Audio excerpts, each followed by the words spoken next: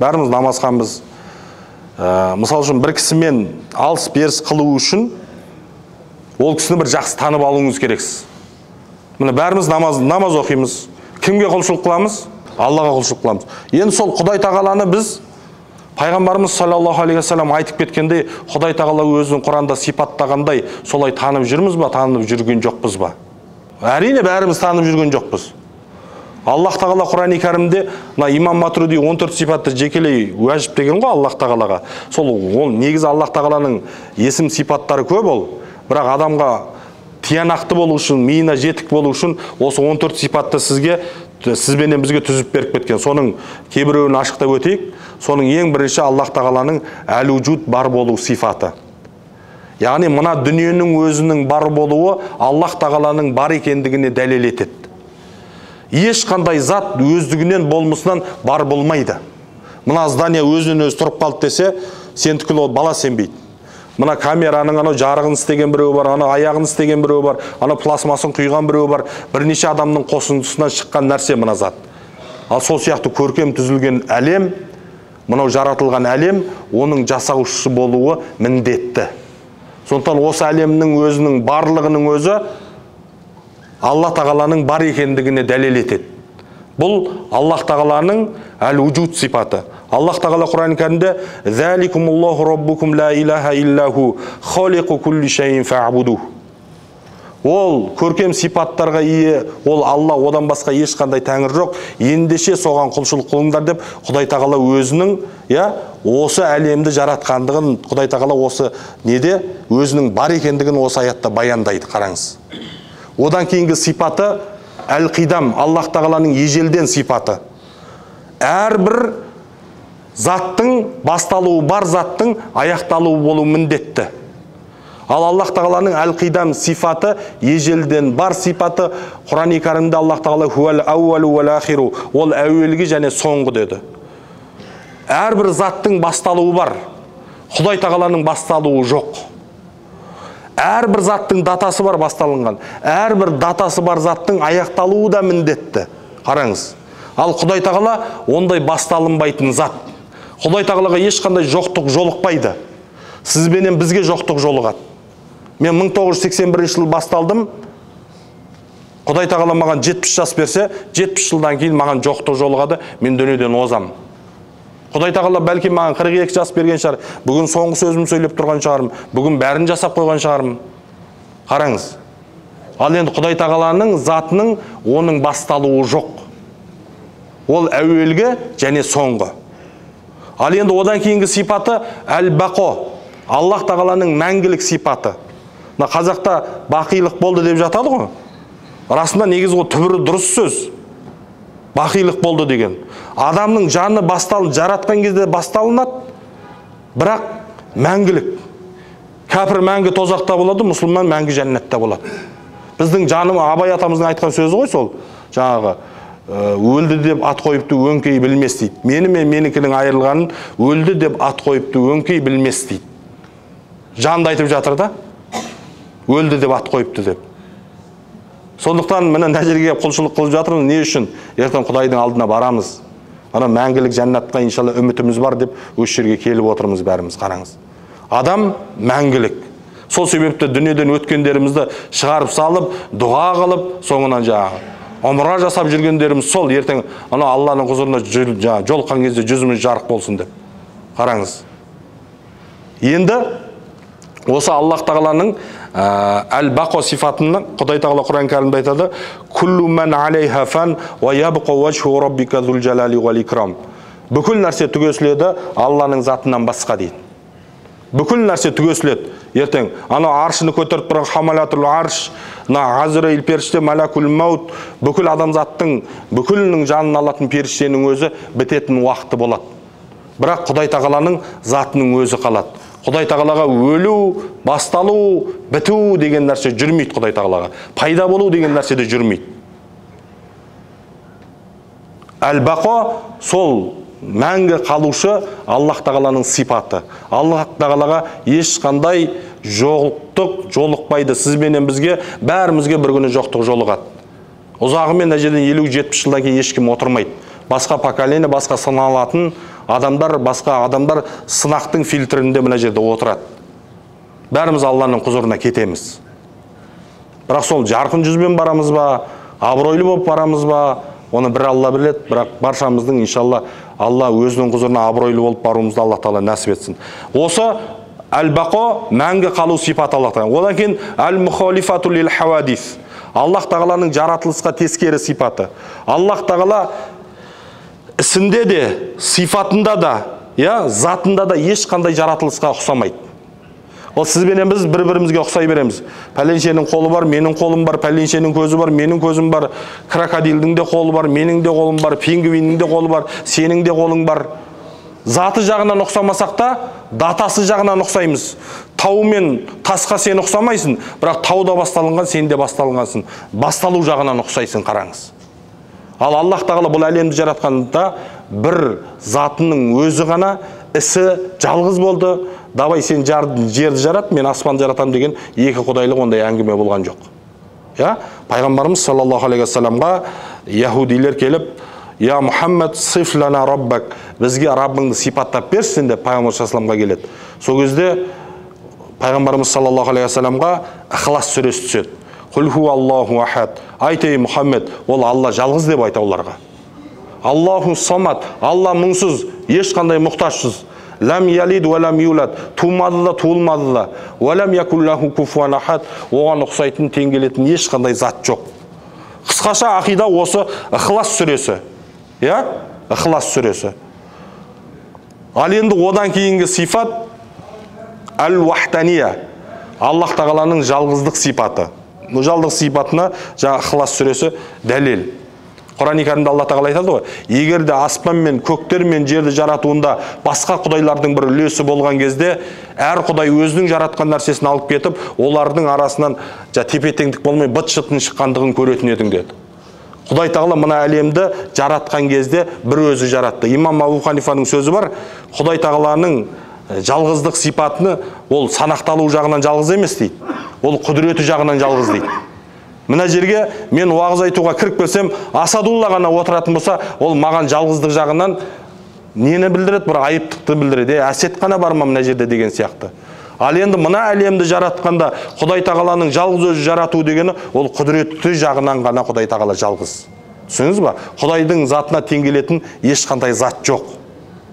Ал енді одан кейінгі сипаты, Алла Тағаланың қандай сипат? Әл-қиям бин нәфс. Аллах Тағала өздігінен тұрушы сипаты. Аллах Тағала өзін бар қылатын зат деген әңгіме жүрмейді. Ол сізбенен бізге біз жоқтан пайда боламыз, Аллах Тағала жоқтан пайда болады деген әңгіме жүрмейді. Аллах Тағала өзінің тұруында бір затқа мұқтаж болады дегенде әңгіме жүрмейді. Фа инналлаха ғаниюн анил аламин. Аллах Тағала әлемдерден бай деді. Қараңыз, Құран-ы Кәрімде өзін сипаттағанда Аллах Тағала әлемге мұқтаж емес. Аллах Тағала аршыға да мұқтаж емес, ең үлкен жаратылыс. Аллах Тағала сондай дара зат. Ал енді одан кейінгі мынау әл-ирода сифаты, Аллах Тағаланың қалау сифаты. Аллах Тағала Құран-ы Кәрімде айтады, фаалу лима юрид. Аллах Тағала қалаған істеуші, ла юсалу амма яфалу ва хум юсалун.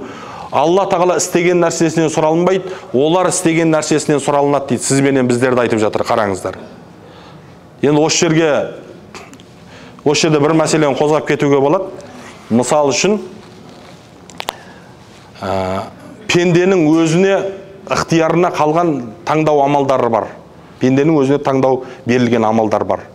Сол сияқты Аллах Тағаланың өзінің берген тағдыры бар. Одан Алланың өзінің берген тағдырынан ешкім сұралынбайды. Мысал үшін, сенің дене бітіміңнің қандай болуын Құдай Тағаладан сұрап алған жоқсың. Нұржан мына 1,73-ті денесін Құдай Тағаладан сұрап алған жоқ. Нұржан 1991 жылы дүниеге келген уақытын онта Құдай Тағаладан сұрап алған жоқ. Нұржан Шымкенттің Жетісайда дүниеге келетін онта Құдай Тағала сұрап алған жоқ. Құдай оған өзі берді. Жетісайда дүниеге келтірді, 1991 жылы дүниеге келді, және осы денесін Құдай Тағала өзі жаратты. Нұржаннан сұраған жоқ. Егер де Құдай Тағала сізбенен бізден келісетін болса, 2 метр бойларды сұрап алатын егер өзі Құдай Тағаладан. Мысырда жүрген кезде мынандай бір қызық оқиға болды. Сол осы әңгімені айтқан кезде сол мысалды әрдайым келтірем. Сансызбай ұстаз бір спортсмен жігіт бар еді жаңа. Сол жігіт ораза екен, нәпіл ораза ұстап жүр. Сөйтіп сол жігітке Сансызбай ұстаздың қасында бір жігіт соған тиісіп жатыр жаңа. Сөйтіп ана жігіт айтады, мен оразамын, бауырым. Қойсай дейді. Сөйтіп анау қайтадан тыраштанады. Өзі бойы кішкентай жігіт жаңа, секіріп жатыр анаған. Сөйтіп анаған тағы да айтып жатыр, мен оразамын деп. Сөйтіп ана жігіт арғата кетіп қалды жаңа. Сөйтіп жаңағы қасында тұрған жігітті айтады да, неге сен маған болысып, анаған секірмейсің дейді. Неғып секірем деп жатыр анаған. Сөйтіп, мен де сен сияқты дене болатын болса, мен ананың быт ішін шығаратын ем дейді. Сөйтіп Сансызбай ұстаздың айтқаны ғой, Құдай тағала кімге қандай дене беру керек екенін біледі ғой дейді да жаңағы. Құдай тағала саған лайықты, сен көтере алатын нәрсені берді соны іліп алып жүрсің мына дүниеде, қараңыз.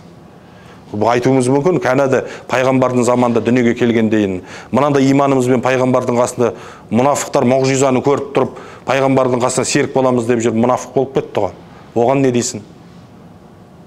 Сондықтан Құдай тағала сені осы заманда дүниеге алып келіп, әйтеуір өзін танитын қылып, пайғамбарға деген аз махаббат берді, соған шүкіршілік айтуымыз керек.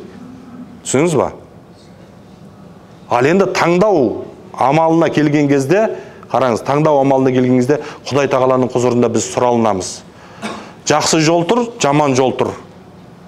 Жақсы жолды таңдағаныңды Құдай тағала сенің білді, сені осы 25 жасында намазға болады деп тағдырыңа жазып қойды, 25 жасында намазға келдің.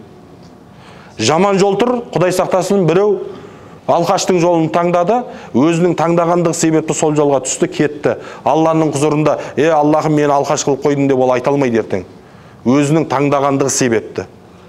Деп айтып, осындай мәселені айтып жатсам, ана бір не айтып жатыр атеист. Осы мұсылмандарға таң қалам мен дейді. Құдай тағала өзі айтады дейді. Құдай ұрғанды ешкім түзете алмайды деп айтады дейді. Құдай тура жолға бастағанды ешкім адастыра алмайды деп айтады. Сонда адастырушы, тура жолға салушы Құдай екен да дейді. Онда неге Алланың құзырына барған кезде олар сұралынады дейді. Уәжін қараңыз. Бұл жерде адам баласына таңдау берілген. Қарным ашты, бұл Құдайдың қалауы деп отыра бермейсің ғой, мысал үшін. Жүгіріп барасың, ПР дегенді басасында асханаға бар тамақ жейсің. Құдайдың қалауы екен ғой, отыра бермейсің ба? Күннің ыстығында көлеңкеде тұрасың ба, күннің астында тұрасың ба? Құдайдың қалауы осы күннің астында тұруым деп, күннің астында тұрмайсың, көлеңкені іздеп жүріп, салқын жерге барасың. Бәлки кондердің астына барасың. Демек, таңдау құқығы өзіңнің құзырында бар екен. Сол себепті Алланың құзырында сұралтылатын нәрселеріміз, мына амалдарымыз, намазымыз, оразамыз, зекетіміз, қажылығымыз. Қолымызда тұрған таңдау құқығы сізбенен бізге берілген. Сол себепті Құдай тағаланың құзырында нағыламыз, сұралынамыз. Енді пенде мына дүниеге келгеннен кейін сынақ әлеміне келді. Біздер ойлаймыз ғой, тек қана адамның басына берілген қайғы ғана сынақ деп. Жоқ, мына дүниеде басымен, бүтінімен сен сынақ әлемінде жүрсің. Мына дүниеде бүтінімен сен сынақ әлемінде жүрсің. Құдай тағала саған сынақты осы дүниеге жіберді, бітті. Құран-ы Кәрімде Құдай тағала айтады ғой, сенің жақсы деген нәрсең жаман болуы мүмкін, сенің жаман деген нәрсең жақсы болуы мүмкін дейді. Рас, мына дүниеде кейде бізге ұнамаған нәрсе кейіннен біраз уақыт өткеннен кейін, мынандай Құдай тағала маған хайырлысын берейін деп жатыр екен ғой деген сияқты әңгіме шығып жатады, Сондықтан да ана ненің мысалы бар ғой. Бір күні Мұса алейхиссалам Құдай тағалаға дұға қылған екен да, я Раббым, мен сен бір әділдігіңді көргім келеді деп жаңа.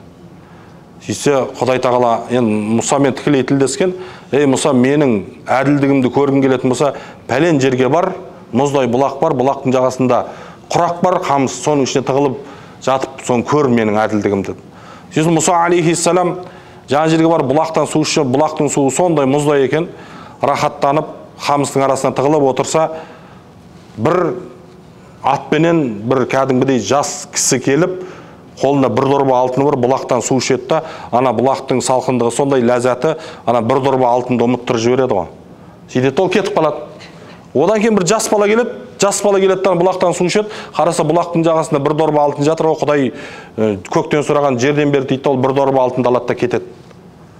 Сосын үшінші бір соқыр қарт кісі келе жатыр еді, аяғымен тықылдатып, таяғымен тықылдатып, ол да бұлақтан келіп су ішіп, енді шыға берген кезде бағанағы бірінші кеткен кісі атыменен шауып келеді да анаған айтады, давай, мына жерде менің алтыным қалып кеткен, қайда, жоқ, сен тауып бер. Мен соқырмын, көріп тұрсың, сен өтірік соқыр болып қалдың ба деп, мойында деп ананы ұра береді, сөйтіп анау өліп қалады, сөйтіп жан тапсырып жібереді. Мұса таң қалады, Алла, мен әділетсіздікті көріп тұрмын. Біреу келеді, бір алтын ұмытып кетеді, оны бір жас бала келеді, алып кетеді, ананы келеді, оны мынаны өлтіріп бастайды. Сырты бүтін, бұл әділетсіздік. Бірақ ішін мен білмеймін ғой, ішін өзің айтып берші деген да. Сонда Құдай тағала айтқан екен, бағанағы атпенен келген кісі ол қарақшы кісі еді. Ана жас баланың әке шешесінің алтынын ұрлап алып кеткен кезінде, соны баланың өзіне қайтарып бердім. Ал енді ана соңында келген қарт кісі ол қарақшы. Кезінде ана қарақшының әкесін таудың ортасында ол да ұрып өлтірген, соң қасас қылып, ананың қанын мынаның мойнынан алып бердім деген екен да, қараңыз. Сондықтан да мына сынақ әлемінде жүргеннен кейін сізбенен біздің бойымызға кейбір келеңсіз оқиғалар болып жатса, хайырын күтіп, Құдай тағалаға тәубе етуіміз керек. Былтыр қажылық жасап жатқан кезде ана Қасым деген Алматының имамы. Қажаны бірдемесін бүлдіріп қойған, ана ұмытып кеткен, біреу паспортын ұмытып кеткен. Енді Құдай тағала бір күнә істедің ба, соның кафараты қылып, осындай өзі жаза беріп қояды деп аналарға ақыл айтып келе жатқам дейді жаңа. Бір кезде қарасам, аэропортта өзім чемоданым жоқ дейді, дәу чемоданым. Аналардың бәрі өтіп кеткен, өзім тұрмын дейді. Сосын кейін біреу тұрып сұрады дейді, не болды, Қасеке өтсеңші деп. Чемоданым жоқ, таппай жатырмын. Молдеке, үлкен бір күнәға ұрынған екенсің де өзің деп айтылды дейді жаңа. Сол сияқты Аллах тағала баршамыздың ақыретімізді қайырлы етсін.